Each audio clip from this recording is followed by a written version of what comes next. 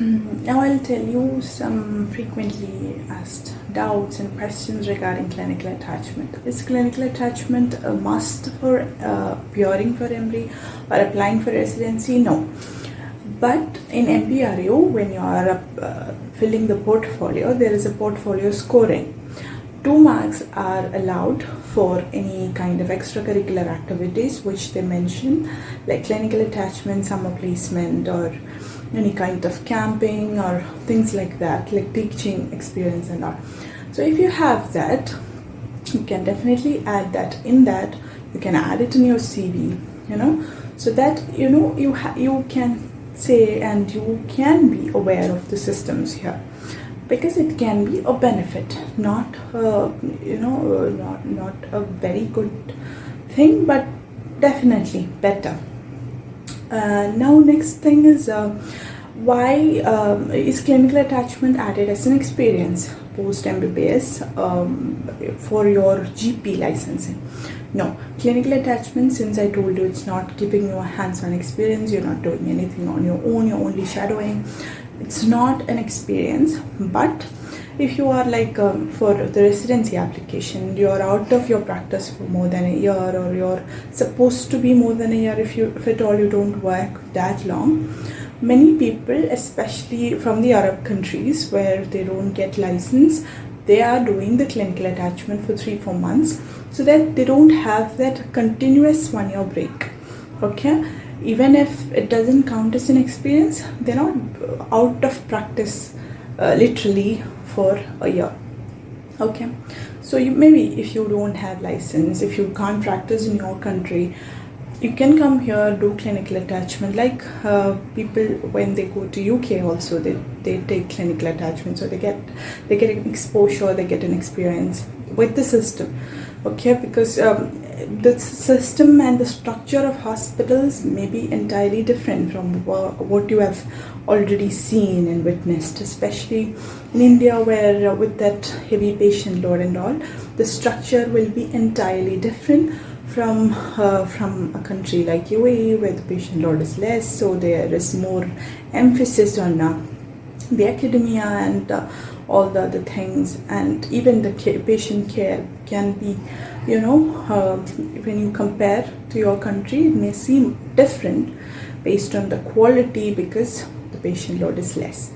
So you can get acquainted with it, because once you're going in for residency, it might, you may feel out of place and you may feel alienated.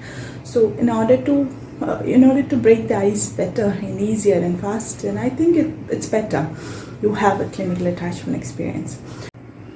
I'll talk a bit on my clinical attachment experience and what you can expect during your clinical attachment and what you get out of it. Okay.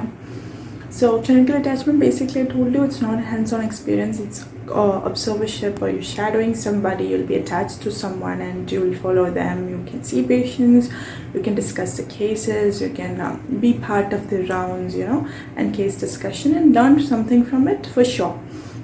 But other than that, you're not getting hands-on experience. But when you are new to a country and you're trying to apply for residency, once you get into the residency, it may feel, a bit overwhelming and alienated, because you are not being part of the system here.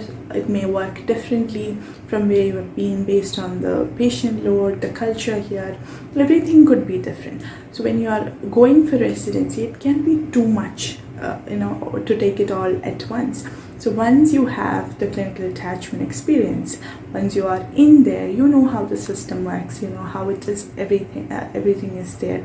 You can avoid that one single shock that you get, when you get into a new system, which happens for me, because I can't take too much at once. It becomes too overwhelming for me.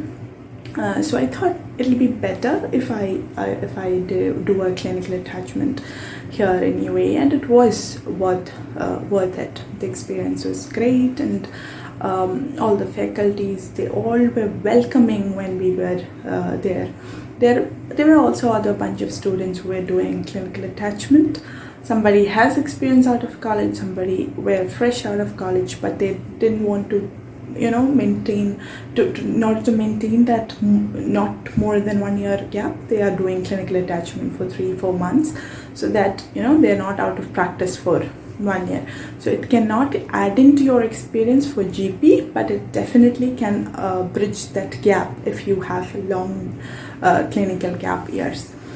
So yeah, that was my experience. It was good. So if ever you're applying for clinical attachment, if you're planning to apply, you can think about this pathway. MBRU is a great, the website is also very great to work with, and it's pretty much there. It's transparent. You just have to go through the website, read all the instructions, and go ahead.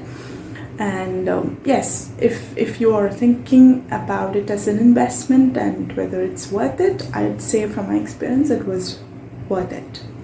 And I would recommend, if anybody is asking me whether to do a clinical attachment, depends on what you are seeking out of it. If you are trying to get hands-on experience, no, it's not a choice for you. If you are trying to gel into the system, then it's a great opportunity.